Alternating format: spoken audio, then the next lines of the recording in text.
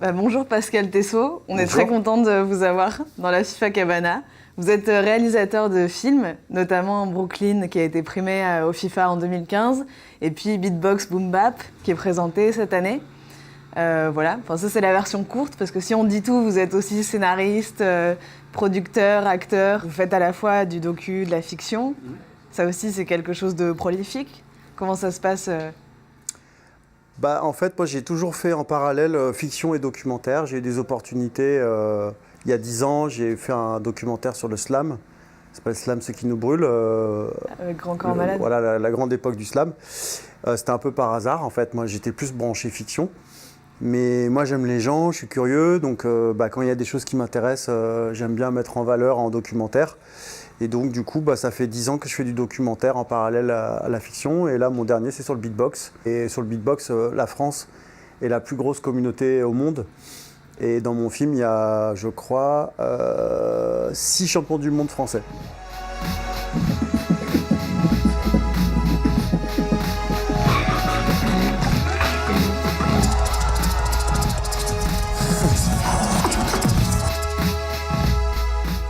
Enfin, peut-être qu'on peut parler plus de comment ont été faits Brooklyn ou le docu. Est-ce qu'il y a eu des collaborations? En fait, un film normal, un long métrage normal, c'est 30 personnes. Quand tu n'as pas d'argent, tu ne peux pas rassembler 30 techniciens, c'est impossible. Donc on est parti un petit peu en mode documentaire, en mini-équipe, donc avec un appareil photo 5D et une équipe de 6. Du coup, on peut s'adapter, tourner où on veut très facilement, c'est beaucoup plus léger. Tous mes techniciens, c'était des gens qui n'avaient jamais fait de long métrage, c'était des gens jeunes qui avaient envie de faire du cinéma, mais qui n'avaient jamais pu avoir un poste à responsabilité. Ok. Et du coup, c'est le cinéma guérilla, ça permet d'ouvrir des portes à des gens qui débutent, qui ont un peu d'expérience, mais qui n'ont pas fait de long métrage. Cette liberté que vous avez eue, de se dire ok, on y va, on n'attend pas d'être financé par une prod. Voilà. Est-ce qu'il y a des côtés où c'était peut-être un peu grisant, quoi, où t'as pas quelqu'un qui te dit bon là tu tournes là et puis qui te met des limites un peu? Moi, j'avais pas de producteur, donc j'ai fait ce que j'ai voulu, mais je me suis retrouvé dans cet isolement avec trop de matière. Ok. Et donc du coup, tu réécris ton film au montage. Et j'étais dans une galère économique, puisque quand tu travailles 6 mois bénévole, si tu es aux acédiques ou intermittent du spectacle, tu perds ton statut, tu te retrouves précaire avec un film qui n'est pas abouti. Et voilà, qu'est-ce que tu fais? Est-ce que tu arrêtes le montage pour aller bosser, pour payer ton loyer, remplir ton frigo, revenir, mais quand? Dans 8 mois, dans 1 an, dans 2 ans? Donc moi je me suis dit on va faire un sacrifice là, de sa vie sociale et puis on va aller on va finir le film. Et après moi je m'étais fixé la deadline de Cannes. Ouais. Parce que je savais que si mon film il était sélectionné au Festival de Cannes, il aurait une chance de sortir en salle. Et puis c'est ce qui s'est passé. Donc voilà, c'était super et c'était une aventure extraordinaire. L'Acide sélectionne 9 films par an au Festival de Cannes. Et prend des films comme le mien qui n'avaient pas de visa d'exploitation, aucune autorisation, aucun contrat, rien signé, même pas de boîte de prod. Et ils ouvrent la porte à des films un peu pirates. Et du coup, Beatbox Boom Bap, t'es encore dans ce format-là de tout donner sur un truc aussi intense où c'est un peu moins à la vie à la mort comme. En fait, moi j'avais déjà fait 4 documentaires pour France Télévisions. Donc je pensais pouvoir imposer des sujets et tout. Et en fait, il y a un vrai blocage en France sur la culture urbaine. Et du coup, quand j'ai proposé avec un producteur qui a fait plein de documentaires pour la télé, quand j'ai proposé aux chaînes de télé, tout le monde m'a refusé en fait. Et je savais que j'avais un sujet en or. Donc je suis reparti en guérilla. Pendant 2 ans, j'ai tourné tout seul. Parce qu'il y avait des événements en fait, il y avait des championnats de France, il fallait que si je filmais pas là, c'était mort, j'aurais pas de film.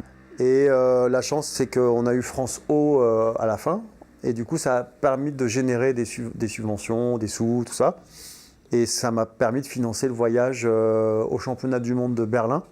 Et après moi je suis parti 1 mois à New York, filmer tout seul à la rencontre des stars beatboxer américain.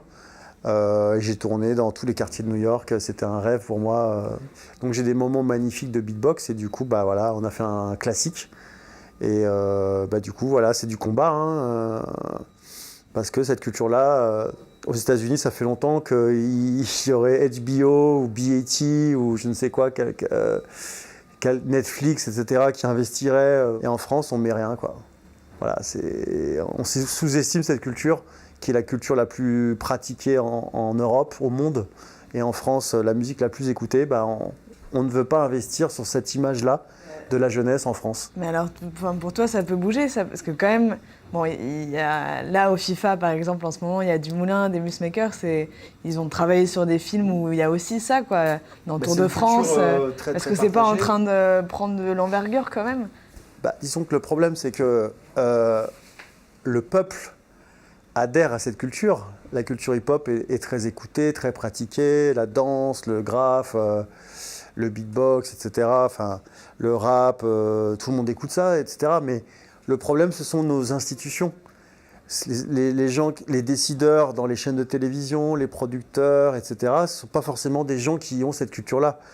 Et quand tu vas aux États-Unis, tu discutes avec des gens qui sont dans les élites, etc., ils ont une culture hip-hop phénoménale. Ouais. Et toi, du coup, tu rêves, est-ce que tu as des rêves comme ça de choses que tu aimerais accomplir en France pour...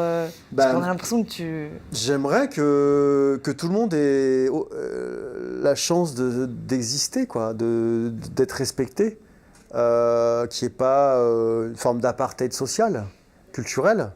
Donc ça, c'est un vrai combat et on est nombreux à penser la même chose. La France, c'est la richesse des mélanges.